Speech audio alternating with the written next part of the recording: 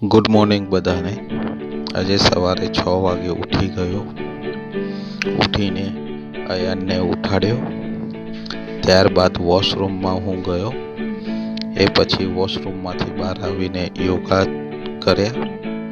યોગા કર્યા પછી નેહા સાથે ચા પીધી. ચા પીવાની સાથે સહેજ ગમ્મત કરી. ત્યારબાદ નાહવા ગયો.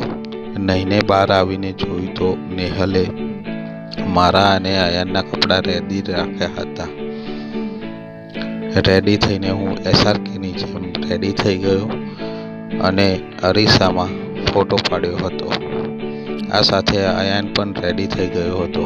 અયાન કહે, પપ્પા ચલો મોડું થાય છે. અયાન ભાઈને સ્કૂલ ઉતારીને આવ્યો. રસ્તામાં અમે ગમ્મત કરી.